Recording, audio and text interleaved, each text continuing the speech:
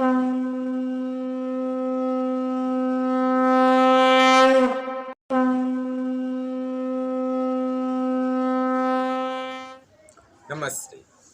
and welcome to Journey of Enlightenment. I am your host, Dr. Roger Gopal. In our sessions, we study Vedic culture, Vedic literature, and Vedic philosophy. Today, we will be discussing a different aspect of Vedic philosophy. As we discussed the last time, we have been traveling to various countries through India. So I am standing in Delhi today, and one question that came to me actually is a question of great relevance. I think it is a question that is pertinent to everyone, in every country, in every creed and race. The question that came to me, and I'll read, it is, I suffer with low self-esteem. I don't feel that I belong. I feel very shy. Is there any part of the scripture that deals with the issue of low self-esteem? That question, I believe, ran through most people's mind at some point in their lives. Do we suffer from self-esteem, from low self-esteem, from too much self-esteem, from unhealthy self-esteem, from good self-esteem? What exactly is self-esteem?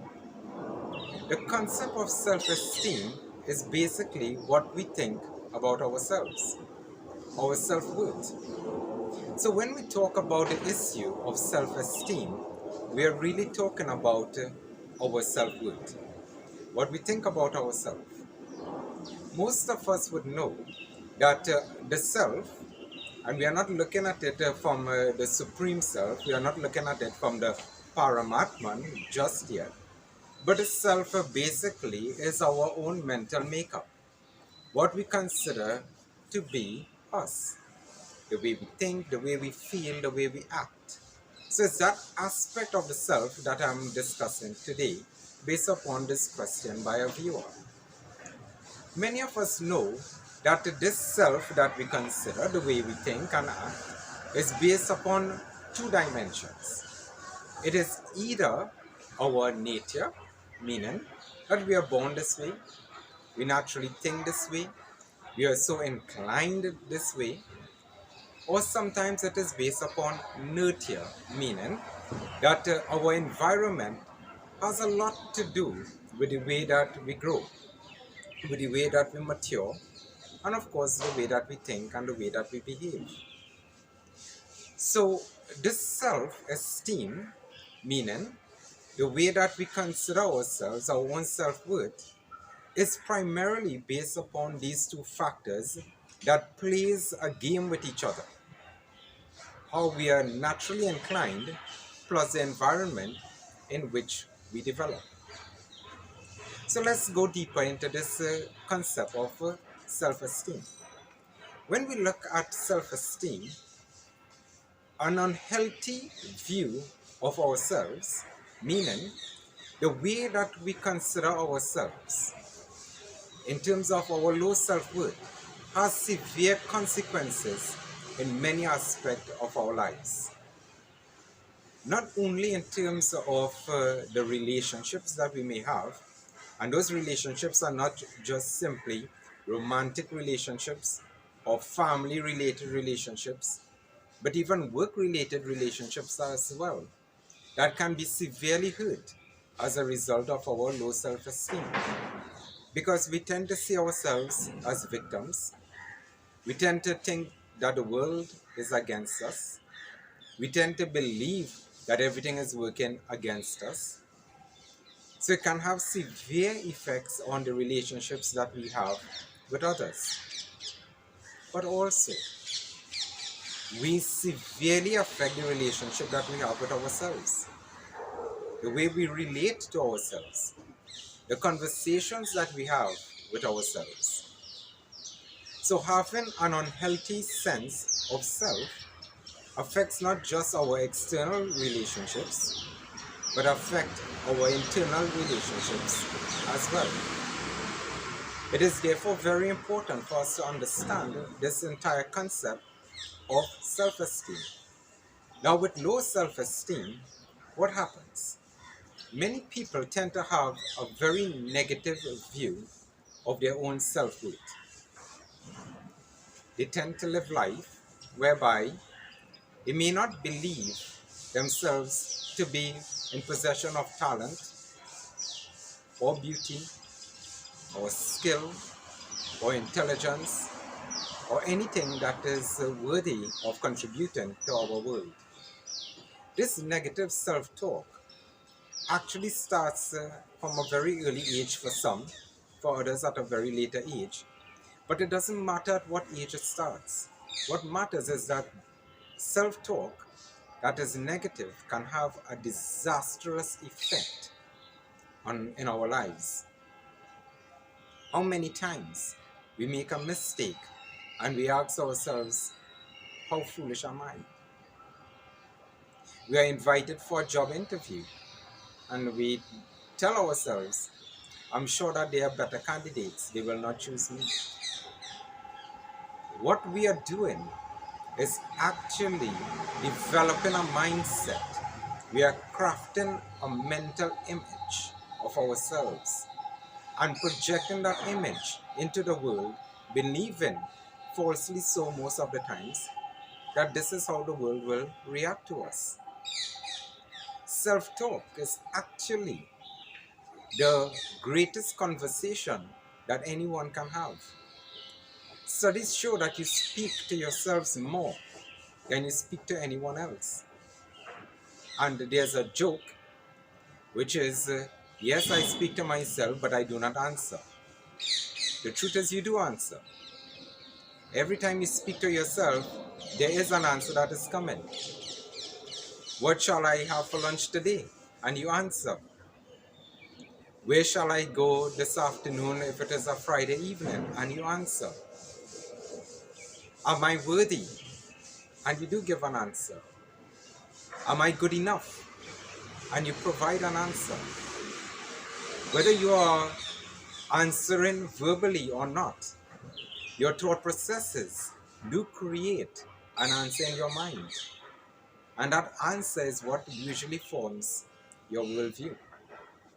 We are to then be exceedingly careful with how we deal with this concept of low self-esteem. What then takes place is that once we start developing a negative self-view, very low self-esteem, there are also very negative consequences as a result. Many people have become afraid to take chances in their lives or to do something that is new, or they talk themselves out of doing anything at all because of that fear that has been created in their own minds. There are serious consequences to negative self-talk and negative self-esteem. Even our own opinion, a mindset that is negative, that opinion doesn't count. So we therefore run to each and every one seeking their opinion on our lives, seeking their perspective on our lives, seeking their viewpoint and their advice as to what to do. Because a person with low self-esteem tend to lose all control or the feeling of control in all aspects of their lives. And in so doing, they become dependent upon others. Here's another problem. The dependency created by low self-worth or low self-esteem also becomes problematic because there is now a fear that others may leave or they may not be there or that we are unable to deal with the disappointments that come in life. When we are unable to handle those disappointments, if things just doesn't go the way that we initially thought it would go, a person with low self-esteem tend to cast self-blame. It is my fault that the world is like this. It is my fault that everything has happened. What happens? That low self-worth could then be turned into self-hatred, self-anger,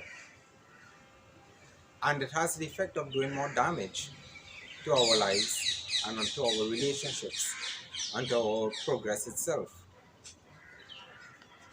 This is an important question that I think was asked. The person that asked this question asked, is there a response to this dilemma of low self-esteem in the scriptures? And the answer to that is yes. There is a response in the scripture. And the response is very clear. The entire Upanishad teaches us, all 108 says that I am. I am Brahman. I am vastness. I am Sat Sit Ananda. Which means that a person who suffers with low self-esteem believes that they are just the mind and the thoughts and the actions. The scriptures teaches us that we are far more than the mind and we are far more than the body. We are that divine spark that exists. We are that divine spark that forever lives. That divinity that has no beginning and that has no end. Why should I then determine my self-worth based upon things that are impermanent? Why should I depend my self-worth on those things that are very temporary? Because thoughts are temporary. Feelings are temporary. The body is temporary. But the Paramatman is eternal. If I start understanding and you start understanding that we are more than the flesh and the mind, but we are this eternal being that is made up of existence, consciousness, and bliss, then we see ourselves differently. We do not see the world as being separate from us. We do not see ourselves as being separate from the world. It is not the world against me or I am against the world, or that the world is for me or I am for the world, but that I am the world. The world is me. Everything that we see around is one. Therefore, there is no need to feel that sense of low self-worth, because in so doing, I project that which is impermanent, which is temporary, onto the world. Why not instead project that which is permanent, that which is everlasting, the eternal self, the divine self, the Paramatma? The scripture teaches us that all that we see, all that we know around will go, but the divine self, that divine consciousness will last forever. That, my dear friends, is the only true reality that we all face, the absolute reality. What should we then do? Let us follow the scripture. Let us engage in a different sense of self-talk. Let us become aware of the conversations that we are having with ourselves. When we wake up, become aware of the thoughts that run through our mind. Are they thoughts that are positive? Thoughts that are enlightening? Thoughts that are constructive? Or are they thoughts that will bring destruction upon my mental well-being, my physical well-being, or the relationships that I engage in during the day? What are the thoughts that come into my mind? If the mind is treated as a bucket, and we are placing thoughts in that bucket, what kind of bucket are we filling each morning? As we face the day and the challenges of the day, we dip into that bucket in order to help us with those encounters during the day. If the bucket is already filled with negativity, if the bucket is already filled with pain, and if the bucket is already filled with self-inflicted displeasure, What then do we dip out of that bucket in order to help us as we face each day? Become aware of those thoughts. Become aware of the things that we feed into our minds. It is believed that breakfast is the most important meal of the day. And it is. We ensure that we get our proteins, the right amount of carbohydrates, etc. Most of us actually even take a daily vitamin. Perhaps we should consider the very first thought that comes to our mind the same way as we consider the very first meal that goes into our body. Ensure that it is positive. Ensure that it is healthy for our minds and our well-being. But this is not the only answer. Many a times the reason that we feel so engrossed in self-pity or hurt or low self-worth is because of our past. What may happen in our past? Probably it could be those that hurt us, hurtful words, hurtful treatment, abandonment, even bullying at school, peer pressure, or an environment that was just not conducive to our well-being. How do we deal with this? I can't just simply say forget it and move on. That does not really work. But what I can say is let's look at the past and see what we can learn from it to help develop ourselves. And let us free ourselves by forgiving those who hurt us and who may have caused this pain, but also let us forgive our own selves. Let us learn to forgive me. Looking at the mirror, do we ever say, I forgive me for what I have done? I forgive me for the hurt that I have given to others or the hurt that I have inflicted on myself. I forgive me.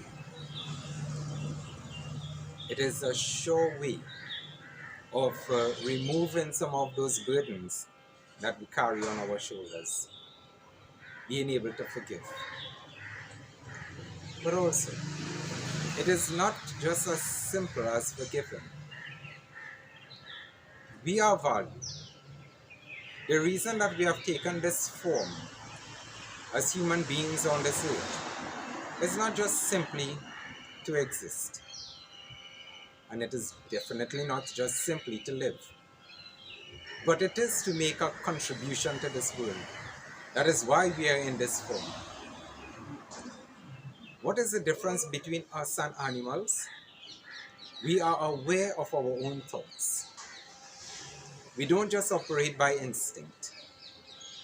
Being aware of our own thoughts means that we do have the ability to make a positive contribution. It may not be as big as changing the world and stopping all warfare, but it might be in someone's life. It might be in helping an animal. But the fact that we are born as human beings in this particular form means that we are valued. That is why the universal consciousness brought us into this form. If we are still unable to deal with our self-hurt, low self-esteem, or low self-value, then we should also never be afraid to seek professional help. I am not a psychologist. I am just simply answering this question based upon what the scripture teaches. But there is no problem, and there should never be a problem in seeking professional help if it needs to be done. Why would I give this advice? Because if you are physically bruised, you will look for a doctor, a medical doctor.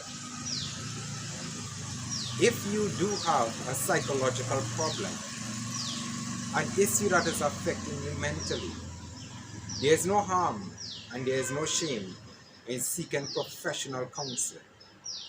And it is something that I encourage to all people. And it doesn't really matter what that age group might be, whether you are a juvenile or whether you are in your golden years. Sometimes you just need a professional to help us through, or a good friend, or maybe a very true and virtuous religious leader who will provide the right guidance at the right point in time in our lives. One must never be afraid to reach out. So, our session today looked at this particular topic: self esteem. I feel shy, I feel lonely, I feel angry, I feel sad, I have low self worth. To summarize, we looked at the dangers of this thinking and how it may affect us in terms of our relationships, the relationship with others, and the relationship with ourselves. We looked at how it may affect us in terms of our behavior and our own inner pain that we may carry. We also looked at the fact that the scripture teaches us that we are all divine beings. We are divinity. So therefore, let us not be hesitant in changing our mindset, in speaking differently to ourselves, and in seeking professional help. I am Dr. Roger Gopal, and thank you very much for joining me in this session of Journey of Enlightenment, and I hope to see you soon. Thank you.